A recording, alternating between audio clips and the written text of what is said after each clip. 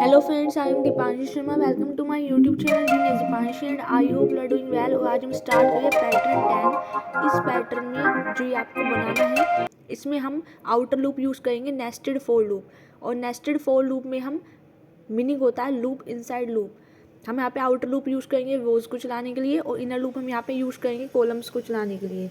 और फिर इसके बाद हमने यहाँ पे क्या किया है, हमने यहाँ पे आउटर लूप को चलाएंगे हम यहाँ पे 5 टाइम्स, और इनर लूप को चलाएंगे हम 3 टाइम्स। आउटर लूप के लिए हम वेरिएबल यहाँ पे लेंगे आई, एंड इनर लूप को चलाने के लिए हम वेरिएबल लेंगे जे। और हम क्या करेंगे, आउटर लूप बनाएंगे। तो आउटर लूप को बनाने के लिए आई वेरिएबल लिया, और यहाँ पे हम लोअर लिमिट देंगे 1, अपर लिमिट हम देंगे यहाँ पे 6। तो यहाँ पे आउटर लूप आपका 1 to 5 चलेगा। इसके बाद हम इसके अंदर इनर लूप बनाएंगे जो कि कॉलम्स के लिए चलेगा।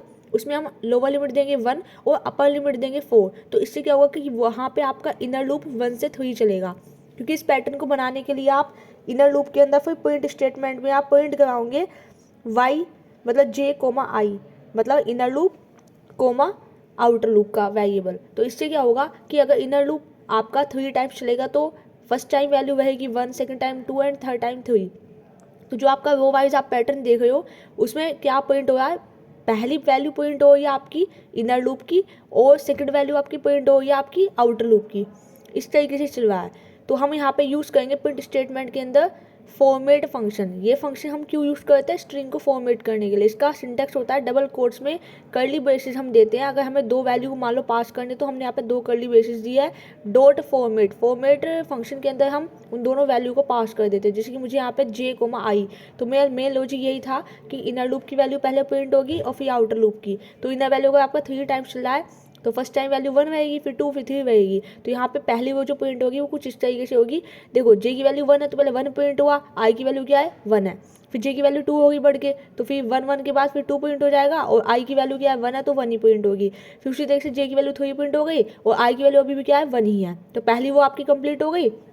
उसके बाद आई की वैल्यू क्या हो गई, लूप खत्म हुआ 2 हो गई, लेकिन जे तो अभी भी 1 से स्टार्ट होगा। तो हमने यहाँ पे सिंटैक्स लिखा है जे कोमा आई। तो पहले जे प्रिंट होगा मतलब 1 प्रिंट होगा, लेकिन आई की वैल्यू अब क्या प्रिंट होगी 2 प्रिंट होगी। फिर जे की वैल्यू 2 प्रिंट होगी इंक्रीमेंट होने के बाद, लेकिन आई की वैल्यू अभी 2 ही प्रिंट होगी।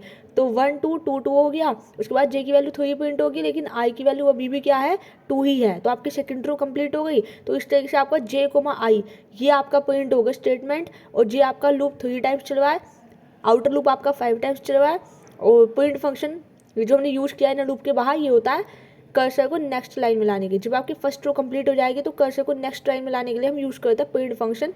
ये आपका एम्प्टी फंक्शन होता है। तो आई होप कि आपको ये लॉजिक समझ में आया होगा कि हम इसमें क्या कर रहे हैं। हम इसमें पहले इनर लूप की वैल्यू को प्रिंट कर रहे हैं, फिर आउटर लूप की वैल्यू को प्रिंट कर रहे हैं। Like, share and subscribe our channel genius Deepanshi, and thanks for watching. If you have any doubt you can ask me any time in the comment section. और जिसको भी लूप चलाना नहीं आता, पहले वो लूप का कंसेप्ट पढ़ो, लूप का बेसिक पढ़ो, तो आपको लूप में कोई प्रॉब्लम नहीं आएगी।